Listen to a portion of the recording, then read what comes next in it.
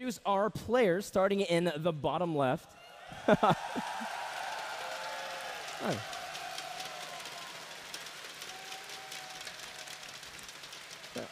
Seems like MC always just introduces himself, huh? So, in the bottom left, we have from Team Evil Geniuses, the two-time defending NASL champion, EG's Puma.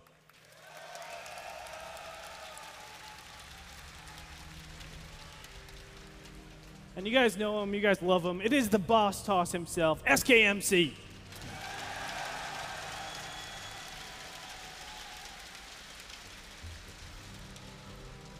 Now, this is a very interesting map choice, Antigua Showdown. This is one of the maps where that fast third base even began with players like Parting. We know players that used to love doing this kind of style, specifically on this map. What does Puma have planned, do you think, Andre? What kind of styles are very viable on Antigua Shipyard? Well, I think it's because it's just one of the more standard styles, and there's a very clear way to play out this map. You go and take your 3 bases, and if you need to take extra bases, you just take center control.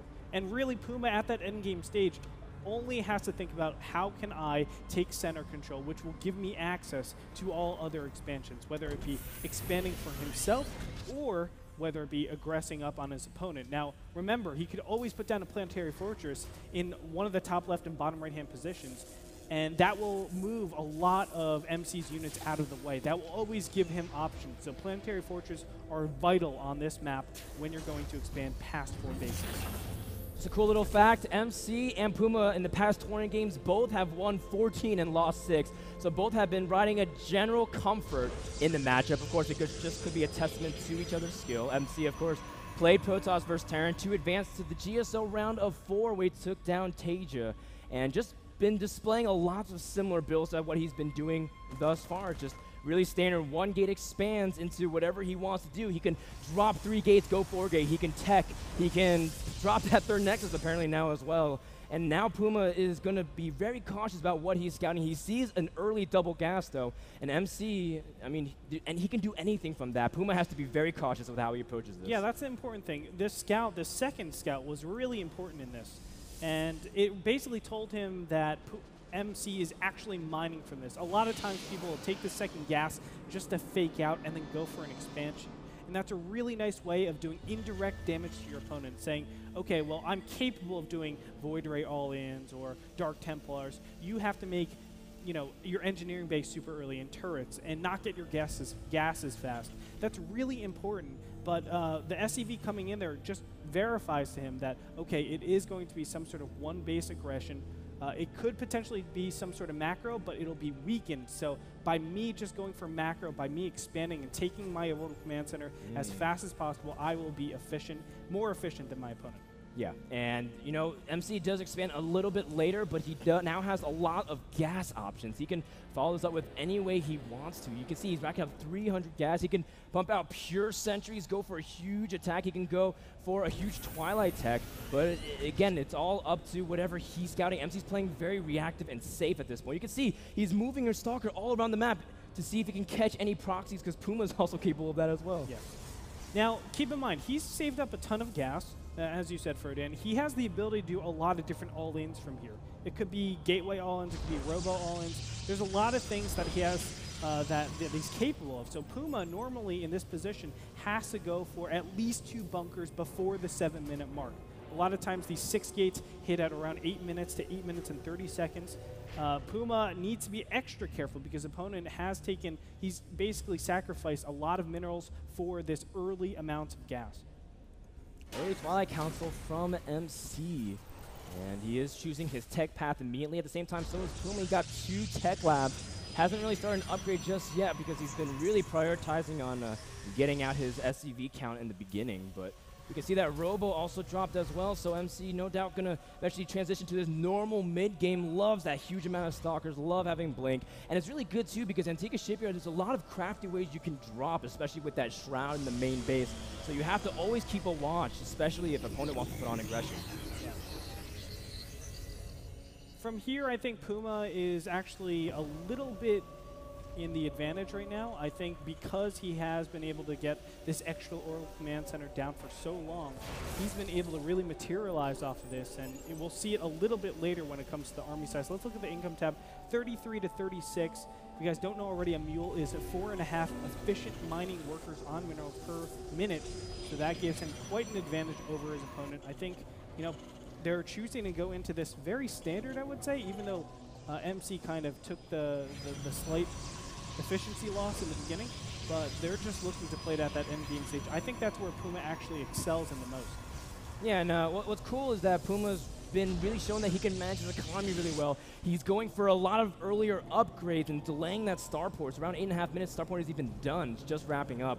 And so he's favoring to get a stronger core army again, just like what MC wanted to do with his early Blink Stalker upgrade. Now, what's something that's kind of cool is that MC tried to use that Warp Prism, and those storms really started a fight that Puma didn't want to take. And MC's been able to incorporate Warp Prisms a lot into his play, not just against Terran, but against Zerg as well. And MC, when he's controlling that Warp Prism, you always have to keep an eye on it, especially because he can use that for blinks on the high ground, he can use it for warp-ins, and he can do really tricky things. So it will be 4 sentries inside the Warp Prism. He's looking to blink up into the main and then just section off any Marines and Marauders who are coming up here. This is a very tricky build. Yeah. We see this all the time in PvZ, but not really so much in PvT. We'll see if this is going to be any effective at all. Well, MC does have 6 gates now. He finished up 3 more. And this is just typical textbook MC aggression. Loves putting on pressure, but he's also putting on a Dark Templar Shrine, so he's able to follow it up. But the confrontation, MC not paying attention. Whew, that could have been really bad. So the blink actually tells Puma, okay, I have to be careful with my drops. But normally you don't actually defend against things like this. MC getting to the side over here. Blink is up. He blinks up into the main. But Andre, can the sentries force field the rampant time? It's going to be really close. Oh, he does catch some of them. But MC's able to section off a lot of them. The SCVs are being pulled, and now Puma is in a world of trouble. He does have that sentries being picked out. Look at the micro from MC. Oh, look at that. Another force field goes down. These Stalkers just going to town on all these units. If he picks off the medevacs, that will be the game-winning move. At this point, the Stalkers are just going to town on everything. MC's relying just on this gateway pressure to do so much, and it is Frodan.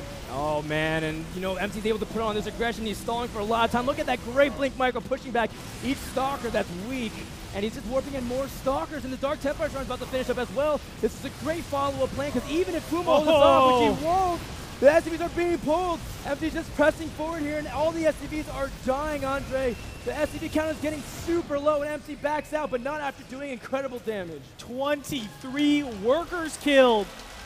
Right now, 11.5 minutes into the game. Andre, the Warp Prism's warping in DTs. Oh my God. Puma needs these scans. He needs these scans for his economy, but the Dark Templars are not working. MC's also pushing the natural front as well, and Puma's out of position. MC taking out the missile turret. No more detection. GG! MC dissecting his opponent like a surgeon, showing he is the boss toss. With the upgrade advantage, Puma is still not able to deal with MC's army. It's amazing. That was incredible. Just the surgical dissection of Puma, pulling him from one direction, making him think that he's going to try to blink and attack, and then able to protect that ramp, warping DTs. You know what, Andre? We have a replay. Let's take a closer look one more time of the action we just saw.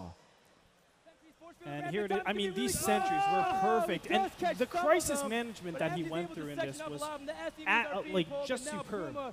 Lifting the sentries up into the Warp Prism every single time they were being targeted down. That was Puma's #1 priority. And then just making sure that that was force shielded off. And he didn't even go after the medevacs the whole time. He very well could have, but he said, no, I'm just going to run them dry and then just kill all your units a little bit later. It was actually the most impressive play I've seen so far in StarCraft 2.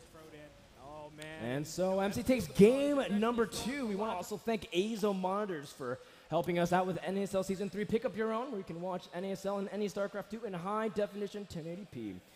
And with that, we're going to go to a quick commercial break. So again, Tropicool, send us off as we get ready for game #3 between MC and Puma. Don't go anywhere.